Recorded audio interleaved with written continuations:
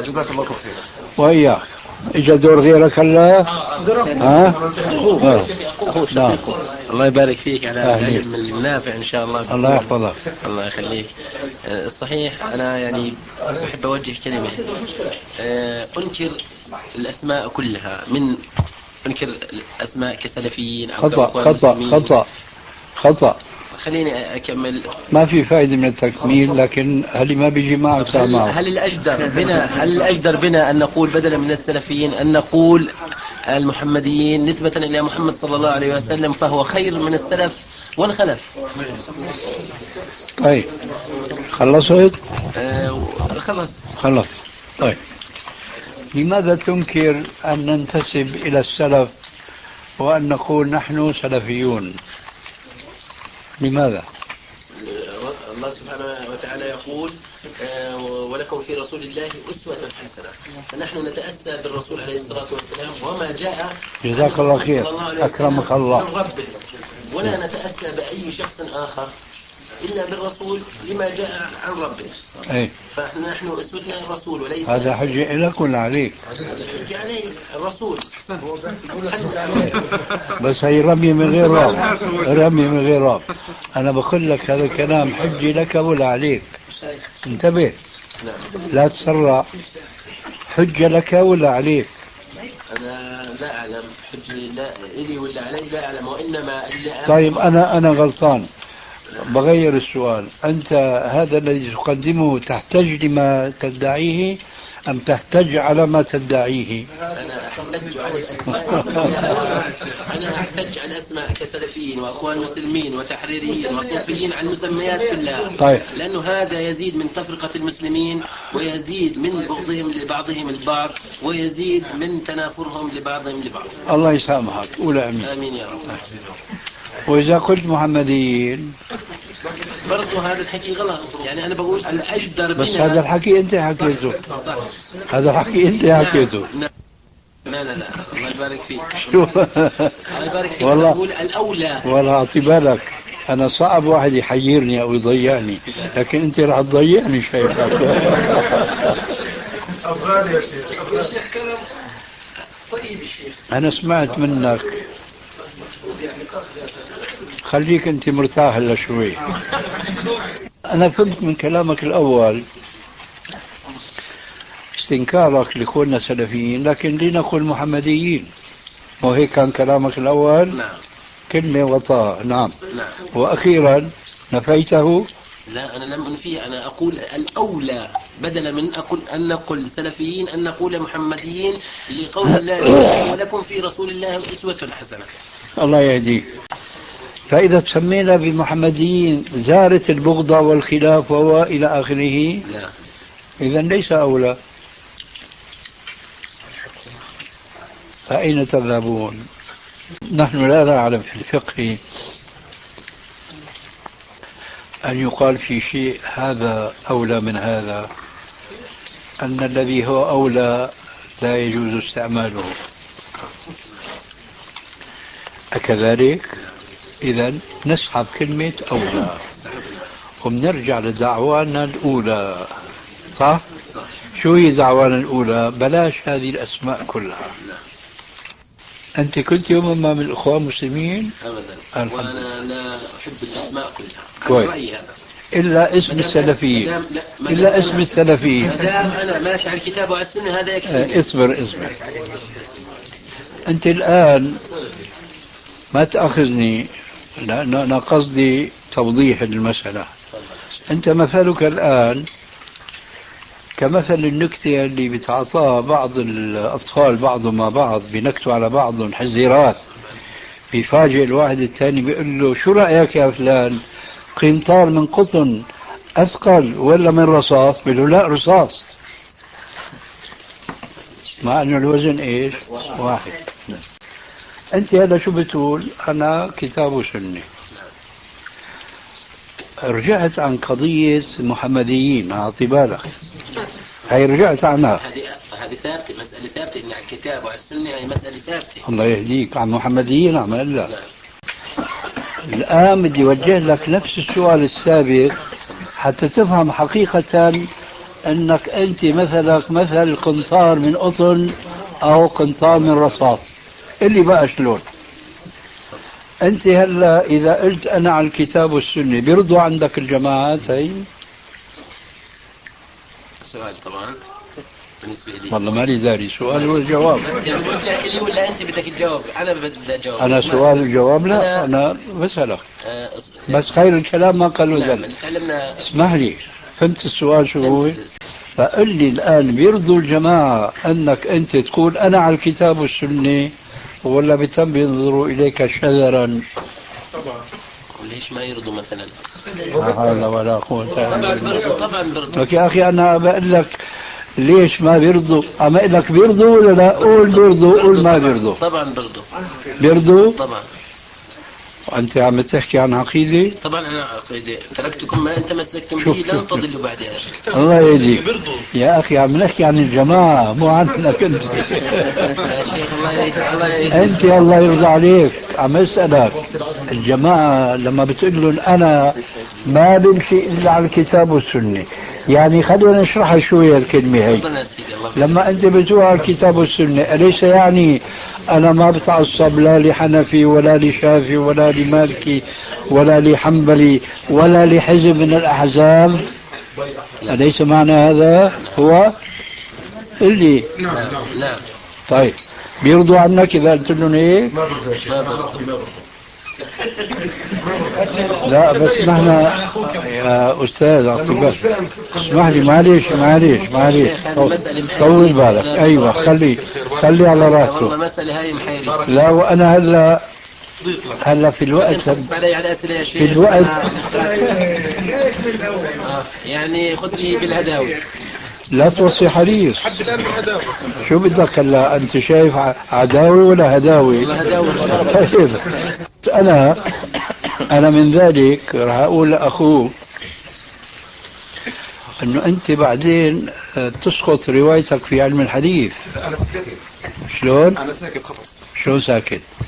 ما هذيك ساعة كنت عم تلقنه الملقن. ما أنا بقول لك أنا سكت خلاص. طيب إيه بس لا سكت بعد خراب البصرة. شو الفائدة؟ برجع بقول لك شو اسمك أنت؟ فرج. ها؟ فرج الأفغاني. جاء الفرج إن شاء الله.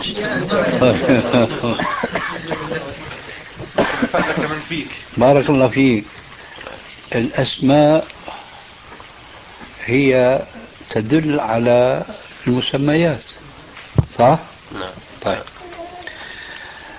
لو سمينا العسل خلا ما يصبح العسل خلا، وبالعكس إذا سمينا الخل عسلا ما يصبح الخل عسلا لمجرد التسمية. فإذا الأسماء ما بتغير من حقائق المسميات. لما بيسموا هذول الجماعة الخمر من المشروبات الروحية بقيت خمرة محرمة. لما بيسعوا الدانس والرقص والى اخره بيسموها الفنون الجميلة بقيت محرمة وهكذا الى اخره. شو رأيك أنا إذا دعوت الناس إلى أن يتبنوا السلفية مذهب؟ صحيح هذا؟ لا. مو صحيح؟ لا أنا مش مقتنع فيه. كويس اللي مو صحيح نترك هذا إذا. طيب مقتنع أنت بأنه ضرورة فهم الكتاب والسنة وعلى منهج السلف الصالح ولا مش مقتنع؟ نعم مقتنع. أنا مقتنع أن الكتاب لا تعيد الله يهديك. اللي مقتنع ولا لا؟ مقتنع نعم. ايه بس أنت عديت تنتين أنا عديت ثلاثة. حطي بالك في فرق بيني وبينك بواحدة. ما عديت إلا واحدة. اسمح لي أنا بقول نحن ندعو إلى الكتاب والسنة وعلى منهج السلف الصالح. أنت معنا في هذه أم في اثنتين فقط؟ أنا معك في اثنتين ومع الرسول صلى الله عليه وسلم. أنا الأصل فيه أنا هذا مقتنع. اتفقنا. أنا مع الكتاب والسنة يا أخوان الله يجزيكم خير. أنا يعني أعوذ بالله من كلمة أنا. وما أتاكم الرسول فخذوه وما نهاكم عنه فانتهوا. أنا أسوتي الرسول صلى الله عليه وسلم مش أسوتي لا الحنفي ولا الشافعي ولا أنا أخذ من علمه. لا ياخذك الحماس أنا بتحمس بعدين أكثر منك، خاصة أنا أشقر ألبانيا. بالك يا شيخ والله هذه مسألة ما أرضتني. أرجوك ما بتخرج من المكان إلا وأنت معنا بإذن الله. إلا بإذن الله إن شاء الله. شوف، إذن أنت تظن إذا دعونا الناس إلى الكتاب والسنة وعلى منهج السلف الصالح هي زايدة، وإنما كتاب السنة وبس، أكذلك؟ طيب، من الكتاب والسنة وما آتاكم الرسول فخذوه إلى آخره. طيب، آتانا الرسول بأحاديث منها، وأنا ما راح أعلمك الآن، لكن أنا مذكر لأنه ذكرى تنفع المؤمنين. فأنت حديث الفرق 73 طرق سمعك مرارا وتكرارا، وأظن أن هذا الحديث عندك صحيح ما هو ضعيف. ظني صحيح؟ صحيح نعم. إذا ظني ظن مؤمن يعني إن شاء الله. إذا أنت تعتقد معنا أن هذا الحديث صحيح. كويس. في الحديث الصحيح يقول إلا واحدة. قالوا من هي يا رسول الله؟ قال هي ما أنا عليه وأصحابي. تؤمن معنا بصحة هذا الحديث؟ لكن أنت لماذا قلت خلاف ما قال الرسول؟ اسمح لي، أعوذ بالله، لكان أنت الآن في مزلقة خطيرة جدا لما بتجي بتقول كتاب سني وبس، وبتعرف أنه الحديث صحيح بيقول ما أنا عليه وأصحابي. إذا لغوا قوله وأصحابي؟ لا طبعا. إذا مو لغوا؟ لا هو مش لغو كلام الرسول. مو لغو بقول لك. نعم فكرته الملغي يعني. يا أخي لا. وأصحابي ليس لغوا من كلام الرسول، حاشا حاشا لله. كويس. فإذا هذول الأصحاب هم خلف ولا سلف؟ سلف. إذا نحن تبع لهم. نعم. ولا؟ هذا صحيح وجميل كثير. الآن نحن اتفقنا أنه في 3 أشياء: كتاب وسنة ومنهج. اتفقنا؟ نعم. شو المنهج؟ منهج الصحابي. ماشي؟ نعم ماشي. ولا أنت في رأي؟ ماشي. كويس. الآن إذا قلنا للناس يا جماعة لا يكفي أن تقولوا نحن معكم على الكتاب والسنة، لا يكفي هذا، لازم تكونوا معنا على الكتاب والسنة ومنهج الصحابة. شو رأيك؟ دعوتنا هي صحيحة ولا خاطئة؟ صحيحة. نعم. يرضونها منا؟ يعني أنا بصراحة ما حاولتش يعني حتى أسأل. طيب ربك شو بيقول؟ فاسأل به خبيرا. فاسأل به خبيرا. نعم. فاسألوا على ذكر إن كنتم لا تعلمون. نحن نعتقد أن هؤلاء المتمذهبون وهؤلاء المتحزبون لا يرضون بديلا عن حزبهم كما لا يرضى أولئك المتمذهبون بديلا عن مذهبهم. شايف؟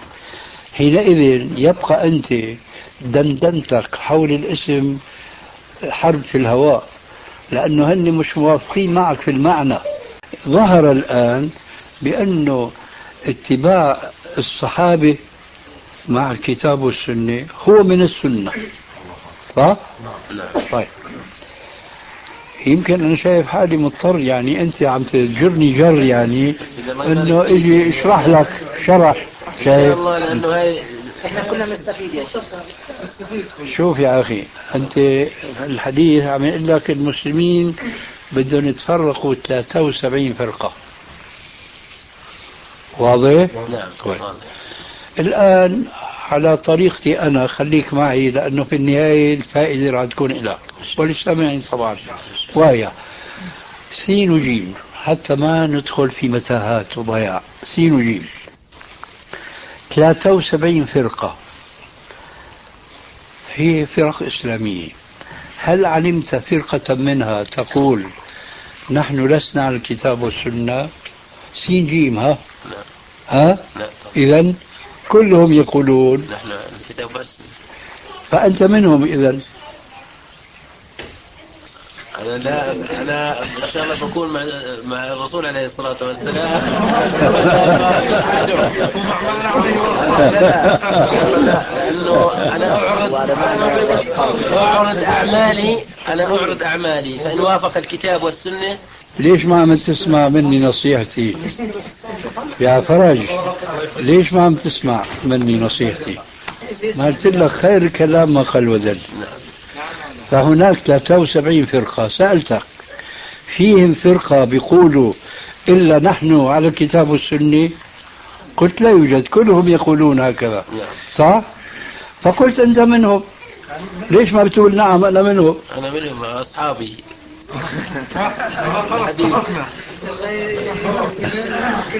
يعني ما بدك خليني أنا جيبك على رجليك؟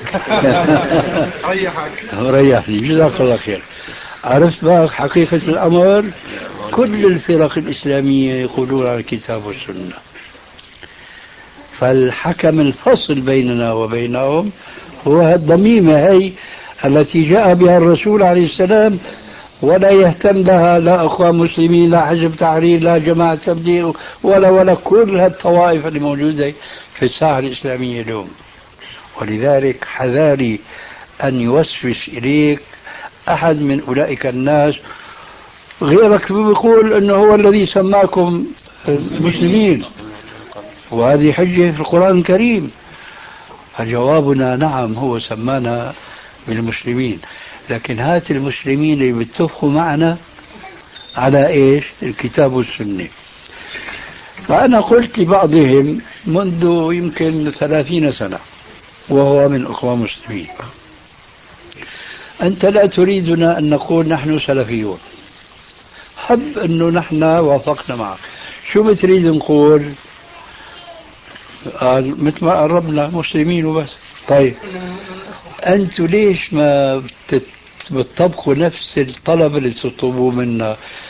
تنازلوا أنتوا قبل منا عن كلمة إخوان مسلمين، لا نتنازل جدلا، نحن ما نتنازل، لأنه هن إذا تنازلوا بيتنازلوا عن حزبيتهم، نحن إذا تنازلنا عن مذهبنا، لا نستطيع أن نعيش ولا بدونه أبدا. بينما نحن ننتسب إلى العصمة. قال تعالى: ومن يشاقق الرسول من بعد ما تبين له الهدى ويتبع غير سبيل المؤمنين نوله ما تولى ونصله جهنم وساءت مصيرا. هنا الآن يرد نفس الكلام أو نفس السؤال الذي وجهته إليك: لماذا ذكر الرسول الصحابة معه؟ هنا يقال: لماذا ذكر الرسول المسلمين؟ كان يكفي يقول: ومن يشاقق الرسول من بعد ما يتبين له الهدى نوله ما تولى ونصله جهنم وساءت مصيرا. لماذا ذكر سبيل المؤمنين؟ في فائدة، في حكمة بالغة جدا. سبيل المؤمنين هو الذي يوضح لنا معنى الكتاب ومعنى السنة، وإلا فتحنا بابا للبدع والضلالة. من أين جاءت هذه الفرق كلها يا أستاذ؟ الفرق كلها جاءت من ركوب كل فرقة رأسها: أنا أفهم من الآية كذا وأفهم من الحديث كذا كذا، وهم لا يفهمون شيئا. لماذا؟ لأنهم تركوا المنهج الذي هو صيانة لأن يميل الإنسان يمينا أو يسارا. لذلك ختاما أقول: تذكر الضميمة التي ذكرها الرسول في هذا الحديث وفي غير أحاديث كثيرة، وأصحابي، والضميمة التي ذكرها قبل ذلك ربنا في الآية الكريمة: ويتبع غير سبيل المؤمنين. وسبيل المؤمنين هم أول ما ينصرف هذا الوصف على الصحابة الأولين. وإذا عرفت هذه الحقيقة فهم على رأس القرون الثلاثة بلا شك الصحابة، ثم يأتي بعدهم القرن الثاني والقرن الثالث، ودون خير القرون كما تعلم أيضا في الحديث الصحيح. الآن وأرجو أن يكون نهاية الكلام: إذا كان أصحاب الرسول سلفا لنا، ترى رسولنا ليس سلفا لنا؟ قل صراحة. إذا فنحن نتبع السلف على رأسهم محمد عليه السلام. من ايش خايفة أنت؟ سبحانك اللهم. لا يقول صدقوا إلا بدانها. كويس. الله يحفظكم وفيكم بارك. في فرق في بالنسبة ما وصلتنا يا شيخ نجيب لك بكره